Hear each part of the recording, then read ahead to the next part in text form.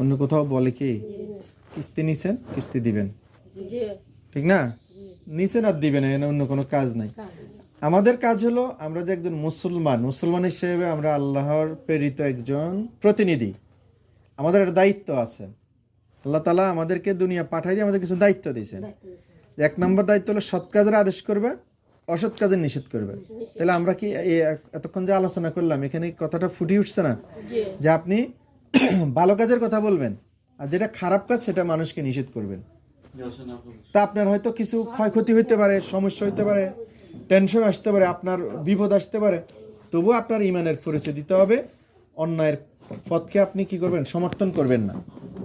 এবার আপনার সন্তান হোক, স্বামী হোক, অসুবিধা কোথায়, ভাই হোক, আপনাকে খারাপ কাজের বাধা দিতে হবে, প্রতিবাদ করতে হবে। এটা হচ্ছে আমাদের ইমানের দাবি। আমরা এখানে যে আছি, ইসলামী ব্যাংকের এই নিয়মটা আপনারা ভালো লাগে কিনা? কোরআন হাদিসের আলোচনা হয়, কোরআন তেলাওয়াত হয়, ভালো লাগে কিনা আপনাদের? ভালো লাগে না? এই যে আফা কত সহিশুদ্ধভাবে এখানে কোরআন তেলাওয়াত করলেন, আমার কাছে খুবই ভালো লাগছে। নিশ্চয় আপনার কোনো শিক্ষা আছে আগে থেকে এই লাইনে? হ্যাঁ, ফাইন। তাহলে আপনারা যারা নামাজ কালামটা পড়েন, যদি সহিশুদ্ধভাবে আপনি তেলাওয়াত করতে না পারেন তাহলে কিন্তু নামাজ কবুল হবে না। যারা জানে তাদের কাছ থেকে আপনারা একটু একটু করে শিখবেন। আপনি এখানে শিক্ষার জন্য আসবেন। আমাদের এখানে কি জন্য আসবেন? আপনারা শিক্ষার উদ্দেশ্যে আসবেন। আপনারা আমাদের এখানে শিক্ষার উদ্দেশ্যে আসলে আপনাদের কোনো গুনাহ নাই, ঠিক না? তাহলে আমরা এখানে শিক্ষার উদ্দেশ্যে আসব, নিজে শিখব, অন্যকে আমরা শিখাবো। আল্লাহ তাআলা যে আমাদের প্রতি যে কোরআনটা দিয়েছেন, এই কোরআনের প্রথম বাণীটা ছিল তুমি কি পড়ো, ইকরা। আল্লাহ রাসূলের প্রতি যে তিনি একটা সূরা প্রথম নাজিল করলেন, এই সূরার প্রথম বাণীটা সূরা আলাকের ইকরা। আপনি মনে করেন, আমি মনে করি পড়ার কি কোনো মূল্য নাই? আছে না? এই যে আপা বইটা ধরে আছেন, একটা লেখা দেয়, দেখি একটা বই দেন তো। এই বইয়ের পিছনে এটাতে নাই, পুরাতন বই, এই হরটা আছে, এটা দেন। এখানে কিছু পালনীয় সিদ্ধান্ত আছে, আপনারা পড়বেন, এগুলা একটু পড়ে বোঝার চেষ্টা করবেন। 1 নম্বরে বলা হয়েছে যে সকল অবস্থায় মহান সৃষ্টিকর্তার সাহায্য চাইব।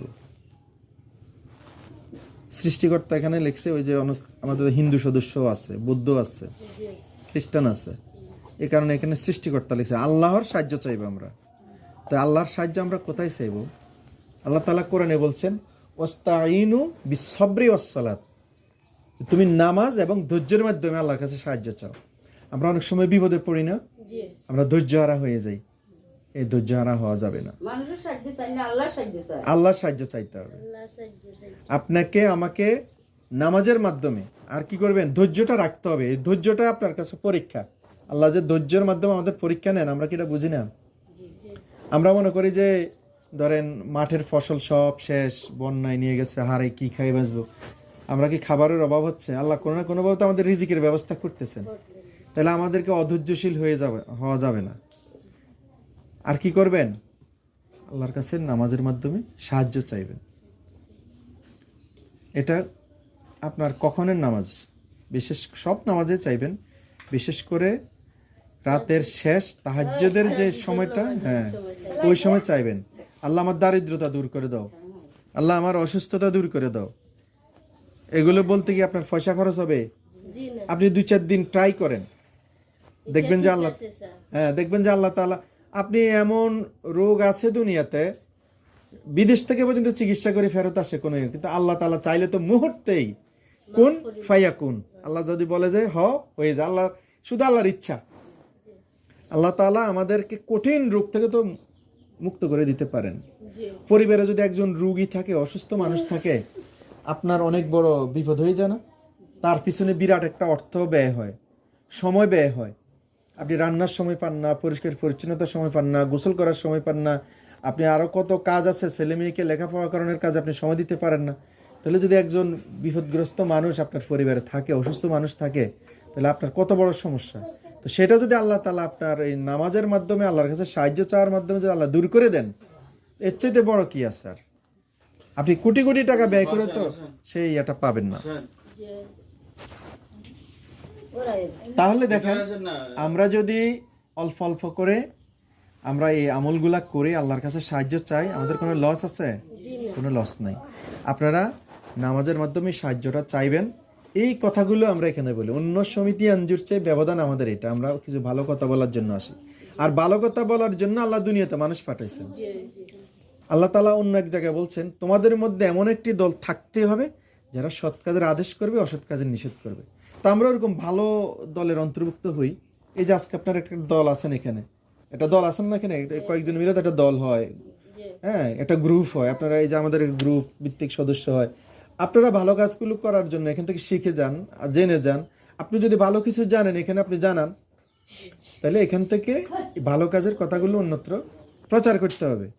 আর আল্লাহ তাআলা এই মিশন দিয়ে দুনিয়াতে মানুষকে পাঠাইছেন। আদম আলাইহিস সালামকে যখন দুনিয়া আল্লাহ পাঠাইছেন তখন কিন্তু এই বাণী দিয়ে পাঠাইছেন। আল্লাহ ফেরেশতাদের কাছে বলছেন, আমি এই দুনিয়ায় খলিফা পাঠাইতে চাই। তা আমরা হলাম আল্লাহর পক্ষ থেকে একজন খলিফা। আমাদের এই দায়িত্ব হলো সৎ কাজের আদেশ করব, অসৎ কাজের নিষেধ করব, সর্বাবস্থায় আল্লাহর সাহায্য চাইবো। এই যেখানে কথা বলা হয়েছে যে সদা সত্য কথা বলবো ও সৎ পথে চলবো, এখানে 10টা কথা এখানে ফোকাসিং, একবারে খুব গর্জিয়াস লেখা। এগুলো মানুষের জীবনের খুবই প্রয়োজন। আপনারা একটা একটা করে আগামী 10 সপ্তাহে স্যারের কাছ থেকে এটার ব্যাখ্যা নেবেন, ঠিক আছে? আজকে আমি একটা বলে গেলাম, মনে মনে রাখতে পারবেন কি? সকল অবস্থা আল্লাহর সাহায্য চাইব। আপনি বিপদে থাকেন, সুখে থাকেন, সব অবস্থা আল্লাহর সাহায্য চাইবেন, আল্লাহ শুকরিয়া আদায় করবেন। আল্লাহর কাছে শুকরিয়া আদায় করতে আপনাকে পয়সা লাগে। আমরা মানুষকে বলি না, যখন একটা ভালো কাজ করে আমরা ধন্যবাদ ধন্যবাদ, থ্যাংক ইউ, আপনাকে থ্যাংক ইউ বলি না? তাহলে যে আল্লাহ আমাদেরকে এত সুন্দর নির্মল অক্সিজেন দিলেন, আলো বাতাস দিলেন, পানি দিলেন, তার শুকরিয়া আমরা কিভাবে আদায় করব? নামাজের মাধ্যমে করব। আর আল্লাহর সকল কাজকর্মগুলা করতে গিয়ে আমরা আল্লাহর শুকরিয়া আদায় করবো, আলহামদুলিল্লাহ বলবো, সুবহানাল্লাহ বলবো। ঘুমাইতে গিয়ে আমরা একটা দোয়া পড়বো, ঘুম থেকে ওঠার পর একটা দোয়া পড়বো, খাবার খাইতে গিয়ে বিসমিল্লাহ পড়বো, রান্না বসাইতে গিয়ে বিসমিল্লাহ বলে আমরা বসাই দেবো। বরকত হবে না এটাতে? এটাই হচ্ছে সকল অবস্থা আল্লাহর কি করা, সাহায্য চাওয়া, আল্লাহকে স্মরণ রাখা, জিকির করা। আর বলছে কি, সবসময় আপনি সত্য কথা বলবেন। সন্তান সন্ততিদেরকে বলবেন যে সবসময় সত্য কথা বলবা, মিথ্যা কথা বলা যাবে না। অনেক জ্ঞানী দার্শনিকদের ইতিহাস আছে, সন্তানকে সত্য কথা শিখাইছেন। ডাকাতরা ধরলো, স্বর্ণমুদ্রা পাইছে, মায় লুকিয়ে রাখছিলেন আস্তিনের এক পাশে, বলছে যে আমার কাছে কিছু স্বর্ণমুদ্রা আছে। তাকে নিয়ে ডাকাতের সর্দারের কাছে নিয়েছে। এই বালক তো সত্য কথা বলছে, তার কাছে এত স্বর্ণমুদ্রা, তার উসিলায় সব মানুষ ভালো হয়ে গেছে।